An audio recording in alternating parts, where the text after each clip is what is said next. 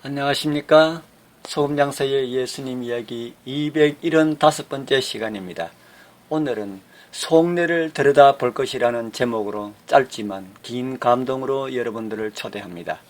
먼저 본문 말씀을 봉독해 드립니다.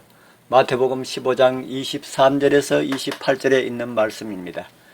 예수는 한 말씀도 대답지 아니하시니 제자들이 와서 청하여 말하되 그 여자가 우리 뒤에서 소리를 지르오니 보내소서. 예수께서 대답하여 가라사대 나는 이스라엘 집의 잃어버린 양 외에는 다른 데로 보내심을 받지 아니하였노라 하신대 여자가 와서 예수께 절하며 가로되 주여 저를 도우소서. 대답하여 가라사대 자녀의 떡을 취하여 개들에게 던짐이 마땅치 아니하니라. 여자가 가로되 주여 올소이다마는 개들도 제 주인의 상에서 떨어지는 부스러기를 먹나이다 하니 이에 예수께서 대답하여 가라사대 여자야 내 믿음이 크도다 내 소원대로 되리라 하시니 그 시로부터 그의 딸이 나으니라. 아멘. 갈릴리 북쪽은 예루살렘에서 그리 멀지 않았습니다. 바리새인들은 거기까지 예수님을 쫓아갔습니다. 그러나 예수님은 닥쳐올 위기에 대비해서 제자들을 교육할 시간이 필요했습니다. 유일한 해결책은 두로와 시돈, 가이사라 빌립보와 같은 이방 지역으로 들어가는 것이었습니다. 거기에는 헤롯 안티파스의 손길도 닿지 않았습니다. 그곳에서 예수님은 이방인을 만났습니다. 그 중에는 귀신 들린 딸을 구해달라고 간청하는 가난한 여인도 있었습니다. 그녀에 대한 예수님의 첫 반응은 우리가 보기에는 불편하지만은 유대인 제자들에게는 아주 자연스러운 것이었습니다. 예수님은 그 여자를 무시하셨습니다.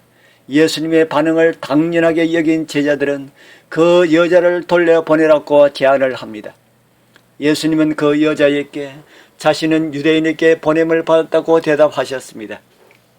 그런데도 여자는 포기하지 않고 계속 애원을 합니다.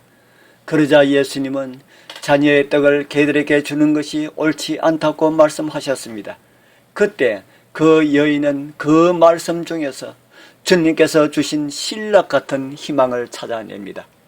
왕국의 복을 얻을 수가 있다면 개가 되어도 괜찮다면서 뜻을 굽히지 않았습니다.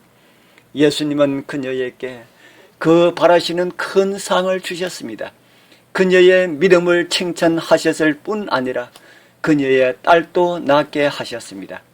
이름 모를 이 여인은 제자들이 이해하지 못하고 깨닫지 못한 것을 이해하고 깨달았습니다. 사람이 하나님의 왕국에 들어가면은 기꺼이 자기를 부인해야 된다는 사실을 그는 알고 있었다 하는 것입니다. 개가 되어도 그 왕국에 들어갈 수만 있다면은 그렇게 되기를 주저하지 않는 사람들이 그 은혜를 받을 수가 있다는 것입니다. 그렇다 치더라도 예수님이 여자에게 보인 그 차가움은 오늘날 독자들의 마음을 불편하게 만들고 있습니다. 이 대목에서는 예수님이 어떤 표정과 몸짓으로 말씀하셨는지를 생각해 보아야 할 것입니다.